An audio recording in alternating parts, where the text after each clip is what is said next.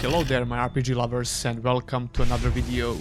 Well, this officially became a new series on the channel. After a couple of similar videos I did recently, it's really clear to me that people are basically hungry for new RPGs. And needless to say that I'm one of those people. While we don't have a large amount of big new RPG releases, if you dig a little bit deeper, you can discover some really interesting new games. Luckily for you, you don't have to do that because of this guy. Now look, I'm really careful with the games I'm showcasing in these videos, but even though each and every game is carefully hand-picked, there is always a chance that these games might suck when they come out. We can only judge them by every little piece of information we have about them. Call me a fool, but I just refuse to not get excited for new RPG releases. Not hyped, just excited. To put it simply, as long as only one of these games turn out to be a good RPG, I will consider the video as a success. But enough about my content creator philosophy, let's see what games we got for today. Before we get to the video, a quick word from today's sponsor. Scars of Honor is a free-to-play fantasy MMORPG, but unlike most free-to-play MMOs, Scars of Honor will be completely without any pay-to-win factors, and the developers vouch that their policy won't change. The main goal of the game is to go back to the MMORPG roots. Almost everything will be highly sociable, which means the majority of content in the game requires more than one person to complete. This is why the developers are putting a big accent to guilds in the game, so they will have many features like battles, housing and questing. There are raids and dungeons, and the bosses in the game will change their mechanics and add new skills as the player progresses. Players will be able to give other players jobs, and there is a housing system as well. PvP content will feature arenas, battlegrounds, bounty hunts, and of course, world PvP. You'll have 8 different races to choose for your character and 10 different classes. You can register your account on the official website for the game, and if you want to support the project and participate in all tests, you can get a supporter or honored account. But even if you get one for free, you can get invited to test the game on different stages of development. The first test for the game will be done on June 12th. For more information, you can also join their Discord page, and you can find all the links in the video description. Number 5. Trail of Ayash. This game has been described as an open-world action RPG about Native Americans. The setting of the game seems really interesting. It's a pre-Columbian era with fantasy elements. I always love to see when new RPGs are trying out different settings which are not that explored. The game is being developed by a really small team and it does look rough around the edges. But if they manage to deliver all the features they promised, it could be worth our time.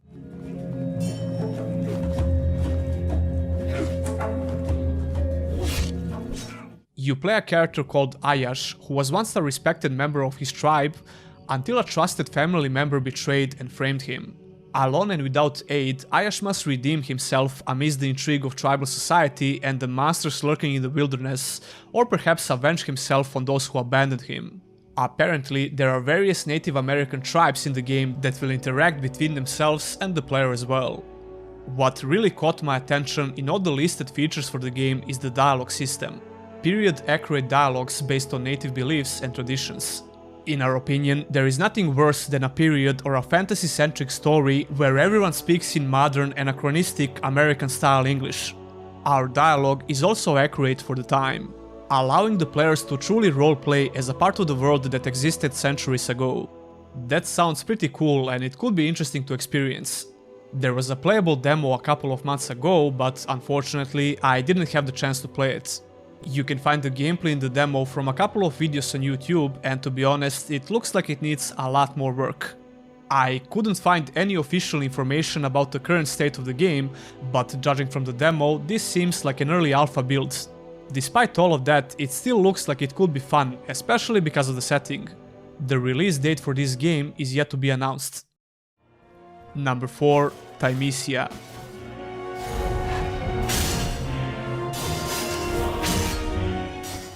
Thymesia is a Souls-like action RPG with a fast-paced combat system. When I'm looking for new games to play, these kinds of gameplay videos is exactly what I want to see.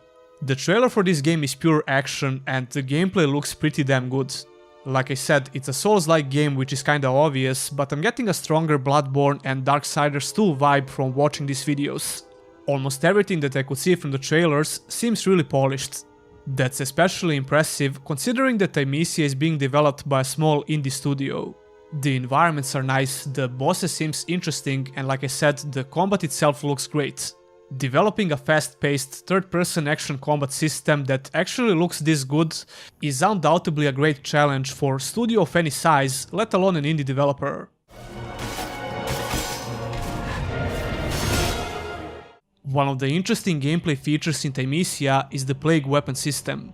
And if I understood this correctly, killing bosses in the game allows you to get new plague weapons. Anyway, these plague weapons will be upgradable and they should offer the player unique playstyles. You play as a mysterious character called Corvus.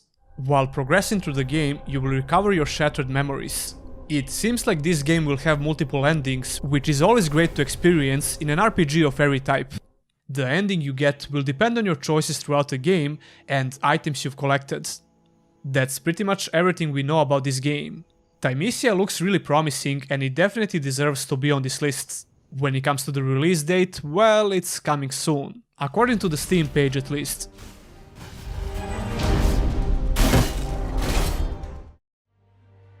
Number 3.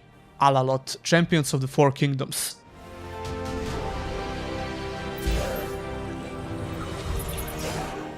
Alaloth is an upcoming isometric action RPG inspired by Baldur's Gate and Pillars of Eternity.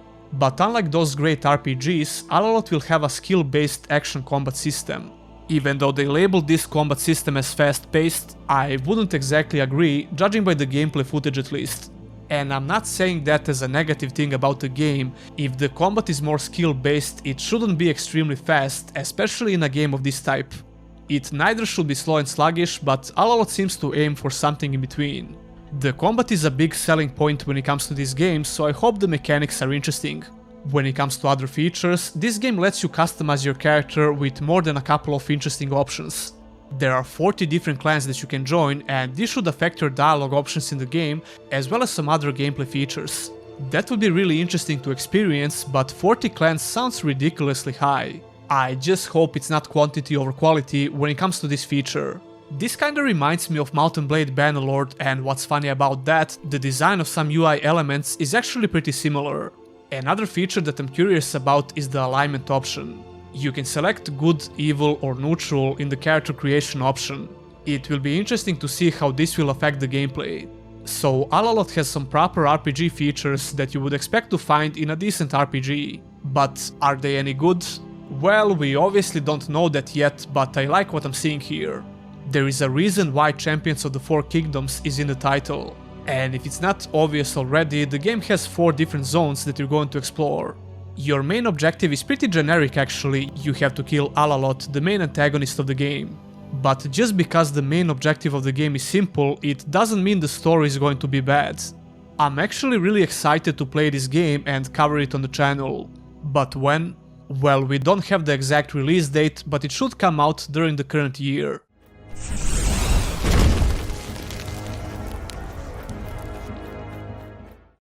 Number 2. Frozen Flame.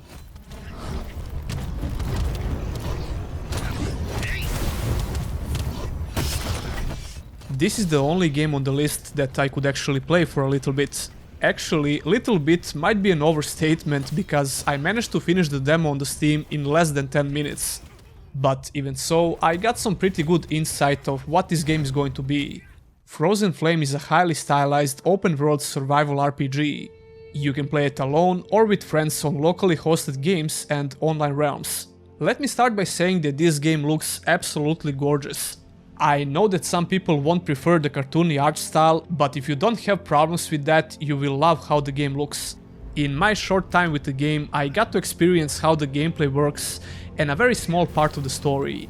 Unknown powers have awoken you from the ageless sleep, so you may return once again to shape the destiny of the realm you passed from long ago. The world of Arcana is dying, beset by the calamity that is Frozen Flame, and yet there is hope. You must explore a vast, mysterious and hostile world as it distorts and decays at the touch of the unleashed powers of the Frozen Flame. Overcome harsh environment's conditions, slay great beasts of legend, and step by step retake the land from the curse of the Frozen Flame.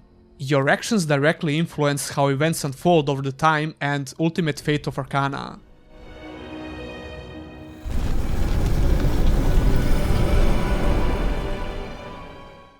The gameplay in the demo is actually pretty decent. You get to try out the melee combat with the sword and ranged combat with the bow, the staff and one magic spell. There is only one enemy type in the demo and the boss fight at the end, but it's enough to get the feel of the mechanics. Weapon attacks are pretty smooth and dodging is responsive. Hit feedback is decent when you're dealing damage, but there is a very little feedback when your character gets hit. That should definitely improve. Ranged combat felt pretty decent, especially with the bow, and the staff combat is interesting, but it can feel a bit stiff. When it comes to some other major features, this game will have conduits, devices scattered across the world, once used to gather and consecrate arcane energies, but now they are guarded by powerful cursed creatures. Needless to say that killing these bosses will give you a lot of rewards. Your character has a lot of RPG stats like you would expect, and survival stats that you'll have to pay attention to. Frozen Flame doesn't have an exact release date, but it should come out during this year.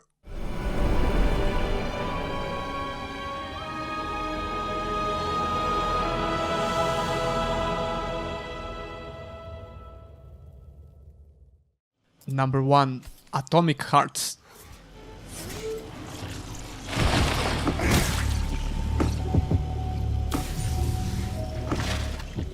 If you love Fallout series, Atomic Heart could be a game that could scratch that post-apocalyptic itch. It's an open-world action RPG set in the alternate universe during the high noon of Soviet Union. So yeah, it's Russian Fallout basically. Although I'm getting some Prey vibes from watching a couple of scenes from the trailer, and this game also has horror elements, so that might be one of the reasons.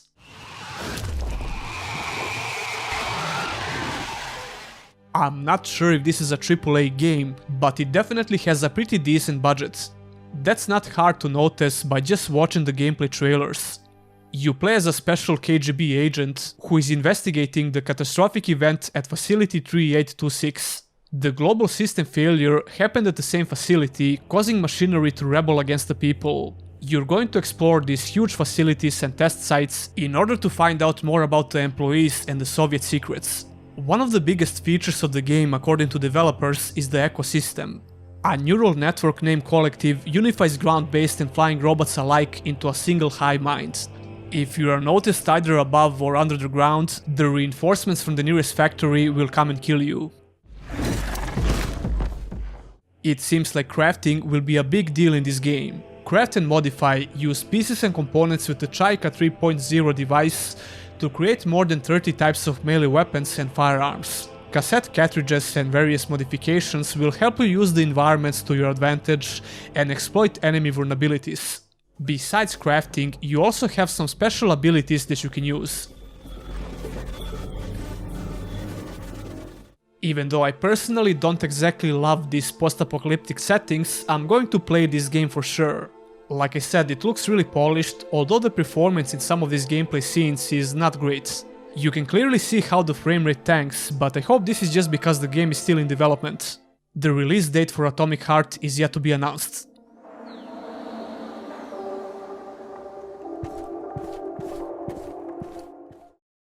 And that would be it for this video. Which of these games caught your attention the most, if any? Leave a comment down below. I will continue searching for new RPGs that have potential to be good and make more of these videos. Check out my previous videos about new RPGs if you didn't already, and besides that, I have a lot of different RPG topics on the channel if you're interested.